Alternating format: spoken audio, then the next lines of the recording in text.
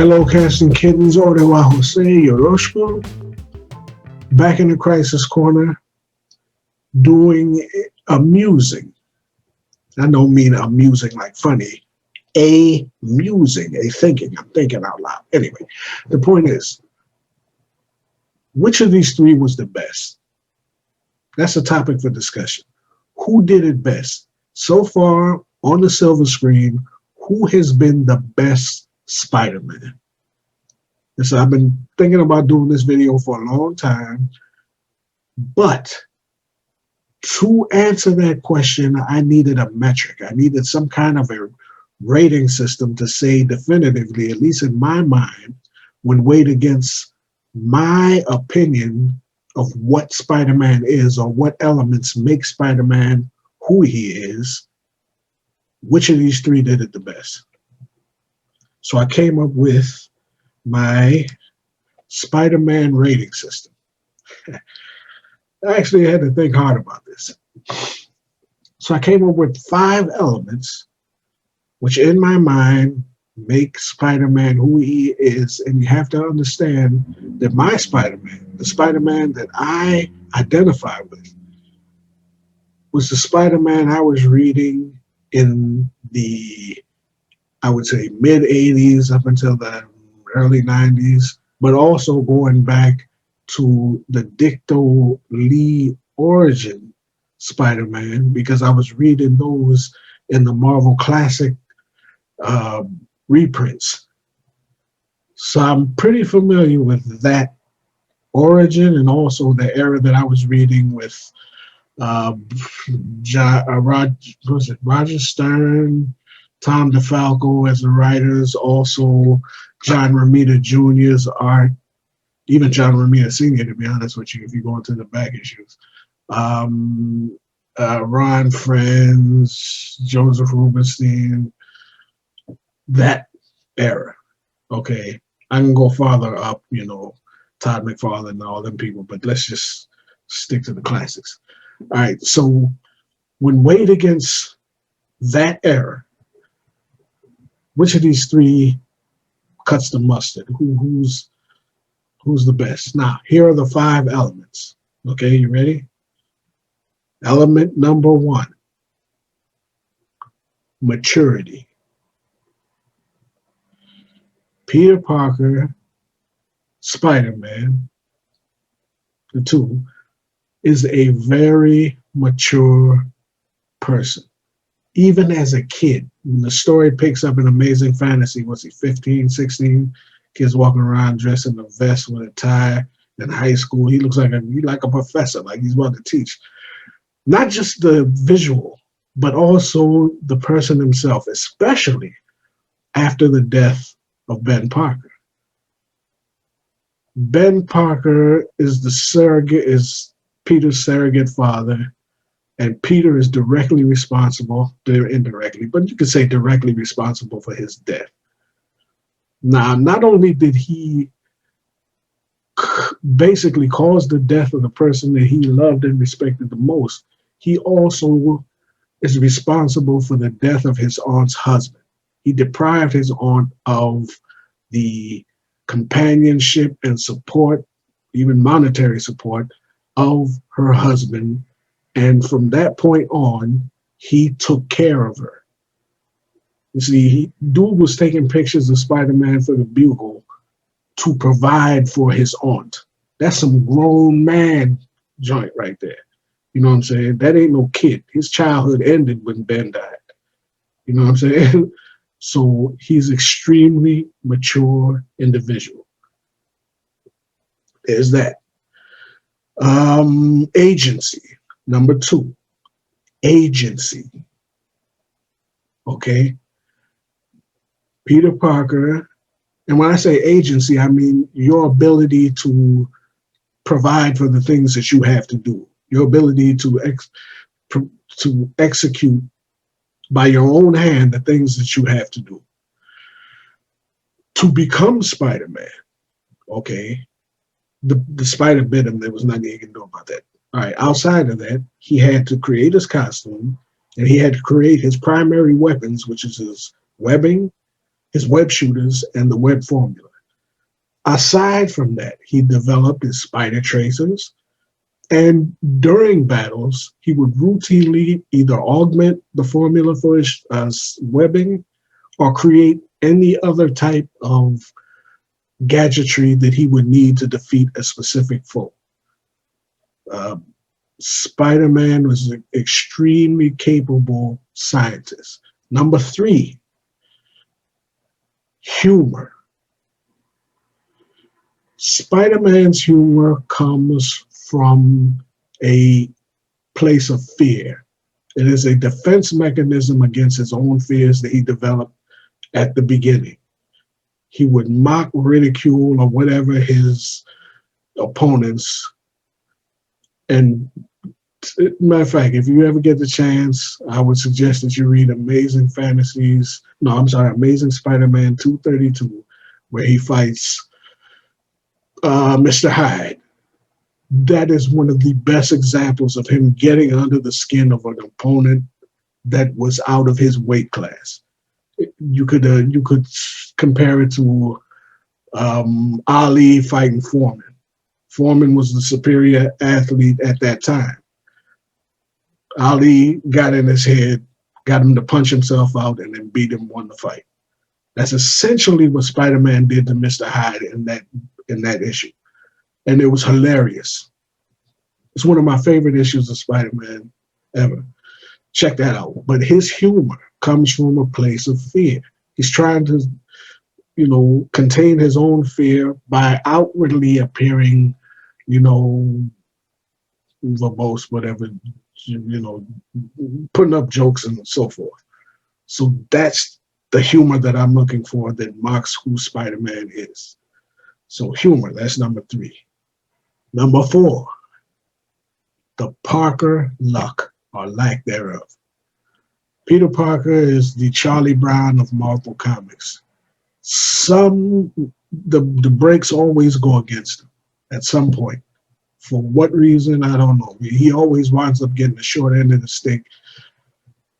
A lot of times, it just happens. That's why I call it the Parker luck. It's a running gag almost in his books.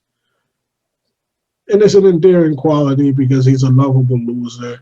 Not necessarily a loser, but he's an earnest kid, tries his best, but sometimes comes up short, which is human. It happens to all of us, and it's one of the things that endears us to him as a character.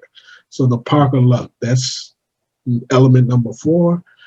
Element number five, on the whole, Spider-Man is a boss.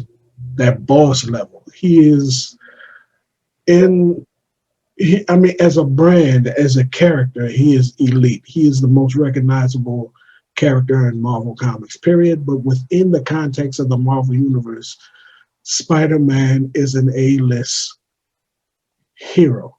Now, that's not to say he's more powerful than Thor or, the Hulk or whoever, but he is recognizable as a character in New York City, friendly neighborhood Spider-Man, true, but you go across New York City, in the old days, it was whether he was a menace or a hero or whatever, famous, infamous, but the point was he was recognizable and he was recognized as a cat that can get the job done. He was an elite hero. He's an A-lister. He's not a sidekick. He's not a, some newbie. I'm saying this. He's an A-lister, among his peers. So those are the five elements that I look for in Spider-Man when I'm at the movies or watching an animated, any iteration that you can think of. That's, in my mind, what makes Spider-Man Spider-Man. So how do these three hold up? Let's see. We're going to look at them. I have a grading system based on those five elements, based on a scale of 1 to 5, where do they rate? And then the overall score. Ready? Let's go. Okay, who did it best? We're going to start with Tobey Maguire. Okay. On maturity, I give him a 5. I give him a 5 because we have to remember. See, it's the Aunt May thing, you know what I'm saying? And when you go back, especially when you go back in the comics, Aunt May was old. I mean, she was old. You know, and nothing wrong with old people. I'm old myself, old as I ever been. Fine. But she was ridiculously old. She was amazingly old. I mean, the story starts when she's 16. She looked like she was, what, 75 or something like that, which is astonishing, to be honest with you, because if he's 16, 15, she's 75, assuming that that was his mother's older sister, she still had to be 25, what, 30 years older than his mom, assuming that mom's had him when she was maybe, what, 40 at the worst. My God, she was old. Anyway, the point is, and she was constantly sick. He didn't want to tell her that he was Spider-Man because he thought she might have a stroke. You know what I'm saying? And besides that, she was routinely in the hospital and all of that stuff. She needed somebody to take care of her. And again, he's responsible for her husband's death. And that responsibility comes through in the Sony early Spider-Man movies with Tobey Maguire. He was taking care of her. Or at least you get that impression. You get the impression of that maturity. You know, he seems like a old soul in that respect, or at least that's how it comes across to me. So for maturity, I give him a 5. Now, that's 5 out of 5. That's just me, 5 out of 5. Now, agency, it dips down a bit because he did create his own outfit. And through the first 3 movies, he did say stuff that, you know, scientific type stuff. But they gave him organic webbing, which takes away a lot of points from him. I mean, he did not come up with that webbing. He made the outfit, but he didn't come up with the webbing. So I dropped him down to a 2. And he did some sciencey talk, especially in Spider-Man 2 with Doc Ock. But to be honest with you, I never got the impression that he was terribly smart. And there was no way for him to prove it because he didn't have to really invent anything. So there's that. He didn't come off too smart for me, so he gets a 2 there. Humor. There he also gets a 2. Maguire gets a 2 because he wasn't terribly funny to me. And nor did I get the impression that he was using that humor as a defense mechanism. So to me, he gets a 2. Now with the Parker Luck, I got to give him a 4.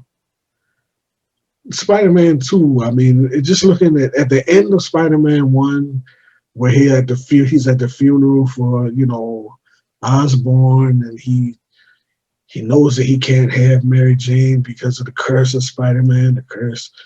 And then all of 2, which is basically him having some kind of existential crisis over the fact that he has to be Spider-Man, but he wants something else. That whole head game, you know, I don't even talk about Spider-Man 3 because that doesn't really matter. But they kind of nailed the Parker Luck, and that he feels put upon. He feels kind of beaten down by fate. So I'd say I gave him a 4 on that.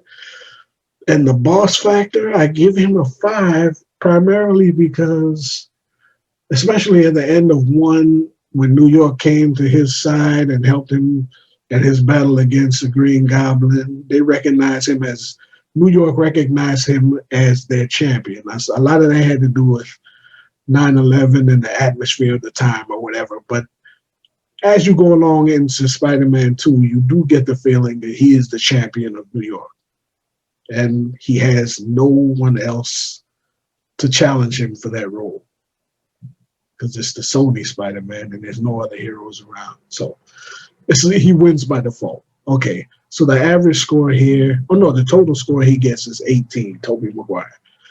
So that's Tobey Maguire Spider-Man, 18. Let's move on to Andrew Garfield, Mr. Garfield. Let's see how he scores out. Based on my metric, Spider-Man, what I call it, the Spider-Man rating system. Andrew Garfield. Let's start off with maturity.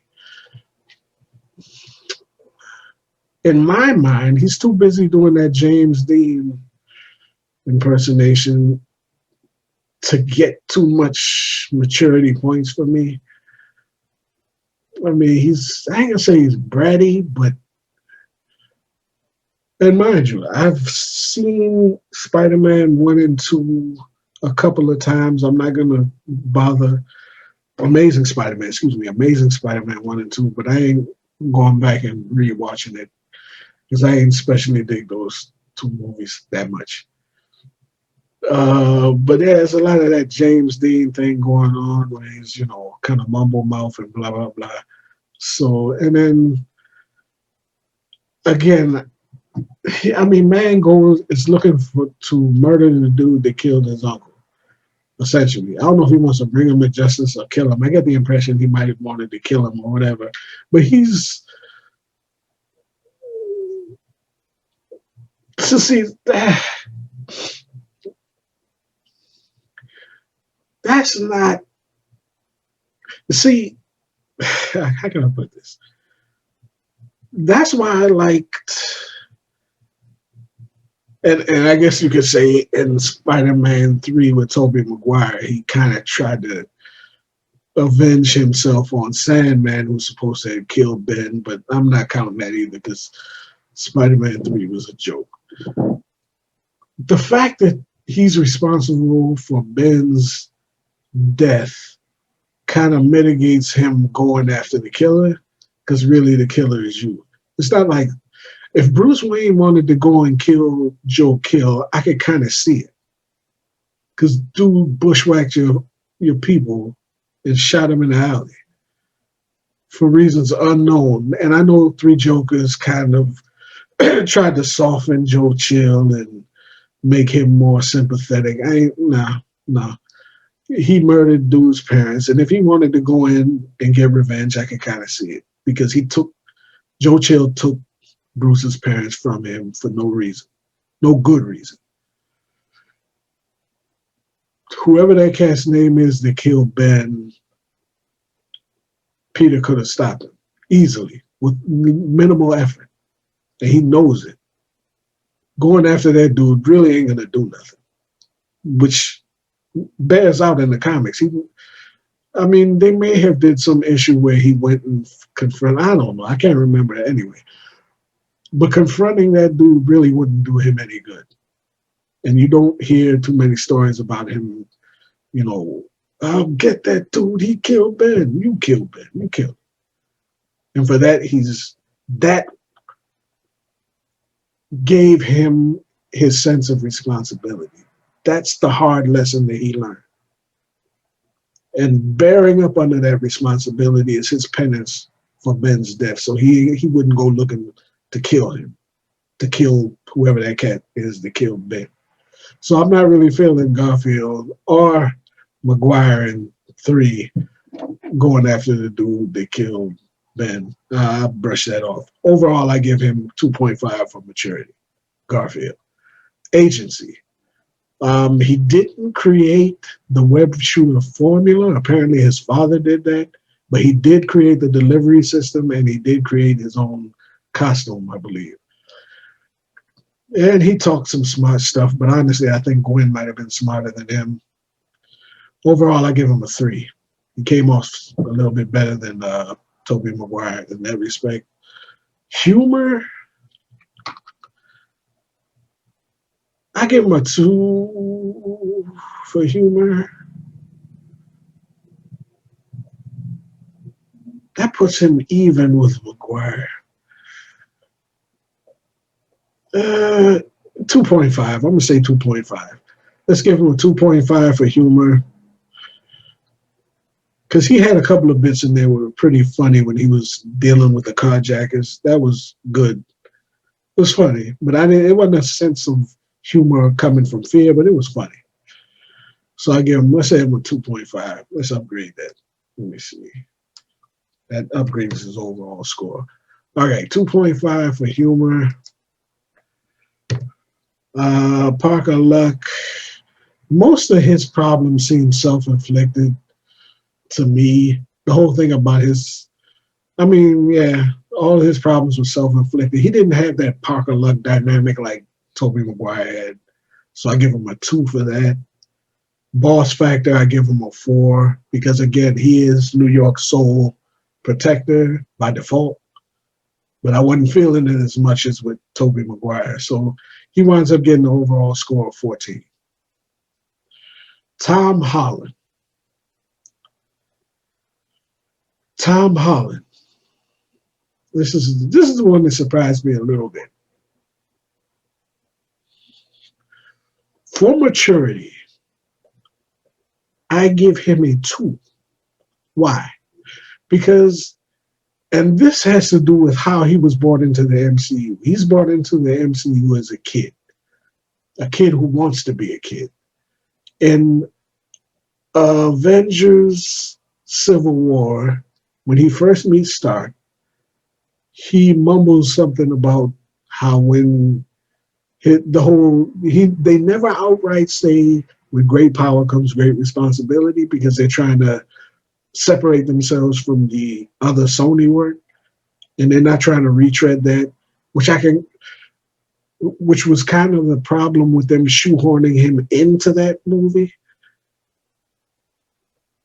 I say problem for me in the sense that you don't get his sense of responsibility in the outset or at all, to be honest with you, because I'm giving him a 2. You know, and that's egregious to me. You know, Spider-Man without his sense of responsibility, because it doesn't really pick up in his 2 solo movies much either. I mean, and we'll get into that a little bit. Matter of fact, I'll get into it now. The famous scene in Spider-Man Homecoming that they tried to recreate from the old school Spider-Man, where he has to, you know, pull his way out from under the machinery or whatever to get the serum to Aunt May, who's sick. I'll show you the image. You're seeing it probably right now. He has to fight his way up from under the image from under the machinery so he can get the serum to Aunt May, who's sick, dying. Responsibility. Okay, when in Spider-Man Homecoming, he's trying to live up to being equal to Tony Stark's expectations. So really, his mentor is Tony Stark, who shouldn't mean anything to him at all. I wouldn't fight my way up from it. I'd fight my way up from under that debris for myself or for my aunt or for whatever. But Tony Stark, what did he ever do to him? He patted him on the head and said he was all right, gave him a costume, and that's about it. I mean, and what does he really mean to him? Again, Spider-Man Far From Home. You know, he's supposed to be the next Tony Stark, and he's dealing with the burden of the expectation of being the next Tony Stark. I mean, where'd that come from? I don't know. That's why that relationship to me was never that great, because why should he be the next Tony Stark?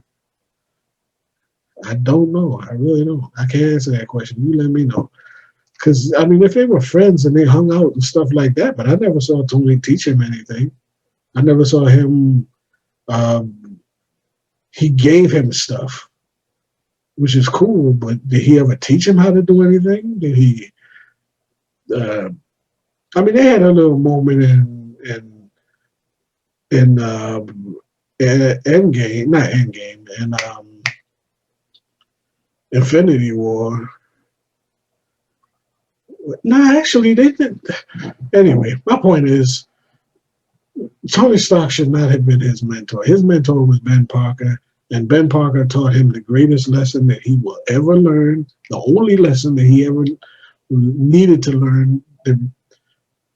Basically, it taught him everything he needed to know to be Spider-Man, which is with great power comes great responsibility, and he learned that by getting his uncle killed. You know, it was a hard lesson. It made a man out of him. Tony Stark did not make a man out of him. So as he's presented in the MCU, to me, he's just a kid. He's just a kid. So he's got no maturity. Agency, he created his first costume, which they clowned and made look like a kid's costume because they're presenting him as a kid. But he did create it, so I'll give him points for that. He did create his own web fluid, which Stark gave him props for, and he created the delivery system, his web shooters. Props to him for that. And he talked some sciencey stuff, maybe at some point. Overall, I give him a 3.5 for agency, which is better than the other two. Is he better than Maguire? Because I gave Maguire to Garfield. Let me see.